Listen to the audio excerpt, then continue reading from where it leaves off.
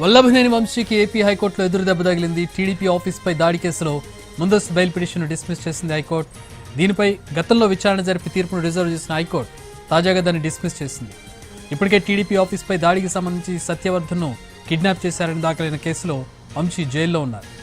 ఈ కేసులోనూ ఆయన bail petition దాఖలు చేసినా దానిపై విచారణ 2 రోజులు వాయిదా పడింది.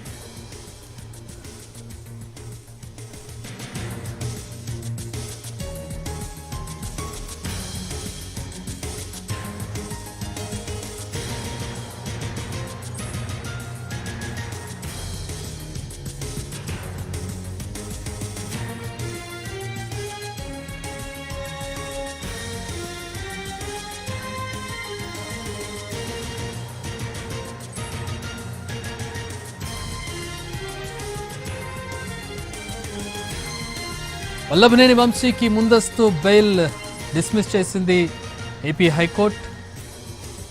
టీడీపీ ఆఫీస్పై దాడి కేసులో ముందస్తు బెయిల్ పిటిషన్ డిస్మిస్ చేసింది. గతంలో విచారణ జరిపి తీర్పును రిజర్వ్ చేసిన హైకోర్టు తాజాగా దాన్ని డిస్మిస్ చేసింది.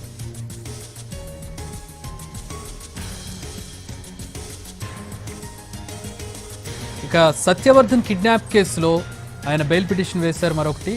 దానిపై విచారణ 2 రోజులు వాయిదా పడింది.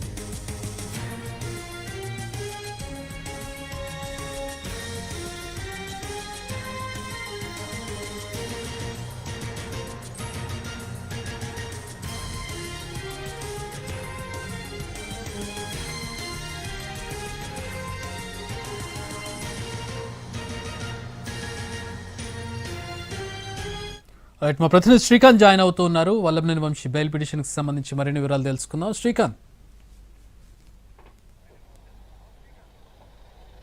మాజీ ఎమ్మెల్యే వల్లభనేని వంశీకి ఏపీ హైకోర్టులో అయితే ముందస్తు బెయిల్ పిటిషన్ నిరాకరిస్తూ న్యాయస్థానం అయితే తీర్పిచ్చింది. గన్నవరం టీడీపీ కార్యాలయం మీద 2023లో జరిగినటువంటి దాడి కేసుకు సంబంధించి ఆయన A71గా ఉన్నారు. ఈ కేసులో తనకు ముందస్తు బెయిల్ ఇవ్వాలని గతంలోనే ఆయన హైకోర్టులో పిటిషన్ కూడా దాఖలు చేశారు. ఆ విచారణ సందర్భంగా తొందరపాటు చర్యలు ఏమీ తీసుకోవద్దని గతంలో ఆదేశాలు కూడా న్యాయస్థానం ఇచ్చింది. దానికి సంబంధించి ఇరు వర్గాల వాదనలు పూర్తవడంతో దానికి సంబంధించి తీర్పుని రిజర్వ్ చేసిన న్యాయస్థానం ఇవాళ తీర్పును వెల్లడించింది. ఈ కేసులో వంశీకి ముందస్తు బెయిల్ ఇవ్వలేమని ఆయన దాఖలు చేసిన పిటిషన్ అయితే డిస్మిస్ చేసింది వంశీ.